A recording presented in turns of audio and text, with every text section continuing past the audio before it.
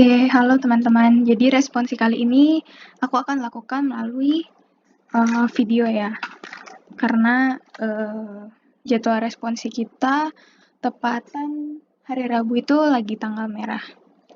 Nah, materi minggu ini itu mirip sama materi minggu lalu, tapi yang kita gunakan itu agak berbeda ya. Jadi sekarang minggu ini kita menggunakan rumus-rumus. Minggu lalu kan kita menggunakan satu rumus saja, yaitu untuk cari P0, sisanya dicari sendiri pakai logika atau dan sebagainya. Nah, sekarang itu menjadi lebih jelas ya. Jadi sekarang ada rumusnya. Di sini rumusnya ada LS. LS itu ekspektasi rata-rata jumlah customer dalam sistem, yaitu sigma N kali PN. N itu banyak customer dalam sistem, PN itu sama seperti minggu lalu, probabilitas saat dalam sistem ada N orang. Lalu LQ adalah ekspektasi jumlah customer yang antri. N di sini sama dengan N yang tadi, C di sini adalah jumlah server. Lalu lambda efektif adalah rata-rata laju kedatangan efektif. Nah, rumusnya lambda N, PN. Lambda N ini sama juga dengan minggu lalu ya, laju kedatangan. Lalu LS, ekspektasi rata-rata jumlah customer dalam sistem. Oh ya, sorry, ini yang sama ya, LS. Yang ini bisa pakai rumus yang ini. LS ini juga bisa pakai rumus yang berkaitan dengan lambda efektif. Jadi bebas mau pakai rumus yang mana. Lalu LS ini lambda efektif dikali WS. WS ini adalah rata-rata waktu tunggu dalam sistem. Jadi rata-rata lama orang berada dalam sistem ya, seperti itu. LQ sama dengan lambda efektif dikali WQ. WQ itu rata-rata waktu tunggu dalam antrian. Jadi bedanya L dan W. L itu jumlah customer, W itu rata-rata waktu. Jadi L itu rata-rata atau ekspektasi jumlah customer, W adalah rata-rata waktu. Jadi diingat aja. Lalu S ini melambangkan dalam sistem. Jadi baik yang sedang dilayani sama server maupun yang sedang mengantri. Jadi dihitung semuanya di LS. Kalau LQ hanya ngitung yang antri, yang ada dalam antrian. Sama juga WS yang ada dalam sistem, jadi total dia antri plus total waktu dia dilayani sampai selesai.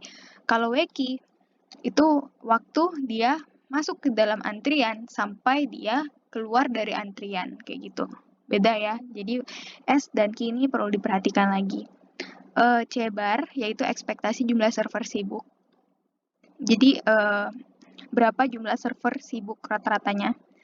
Row ini, nah LS, sebentar, jadi tadi LS sudah, LQ, oh ya WS, itu bisa pakai mu juga. Jadi WS sama dengan WQ tambah 1 per mu. Mu itu laju pelayanan per busy server. 1 per mu adalah ekspektasi waktu pelayanan. Jadi sama aja kayak mu yang minggu lalu, tapi ini untuk satu busy server, untuk satu server. Sedangkan 1 per mu ekspektasi waktu pelayanan untuk satu servernya. Lalu C bar itu ekspektasi jumlah server sibuk, sama dengan LS kurang LQ atau sama dengan lambda efektif per mu. Lalu ada juga utilitas yang dilambangkan dengan rho, yaitu persentase utilitas server. Rumusnya C bar dibagi C. C ini jumlah server, C bar itu ekspektasi jumlah server sibuk dikali 100%. Kayak gitu. Nah, jadi ini rumus-rumus umum kalian bisa pakai di model mana saja. Nah, ini ada tambahan lagi, probabilitas lamanya customer dalam sistem lebih dari T. Jadi probabilitas suatu customer akan ada di dalam sistem lebih dari T. T ini misalnya di soal diminta berapa probabilitas lamanya customer dalam sistem lebih dari 3 menit. Berarti T-nya 3 menit. Nanti dimasukin di rumus 3 menit kayak gitu. Jadi PWS lebih besar dari T atau misalnya 3 menit ya, lebih besar dari T sama dengan E pangkat min mu. Mu ini sama, mu itu laju pelayanan dikali 1 kurang rho itu yang tadi, dikali T. Lalu ada juga probabilitas seorang customer menunggu dalam antrian. Dalam sebentar ini, probabilitas seorang customer menunggu dalam antrian lebih dari T. Jadi waktunya ya, lebih dari T. Probabilitas seorang customer menunggu dalam antrian lebih dari T, maksudnya seorang customer menunggu dalam antrian itu lebih dari misal 5 menit, kayak gitu. Jadi ini masih bicara tentang waktu.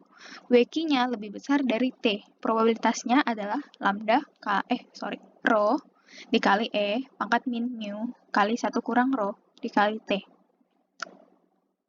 Kayak gitu.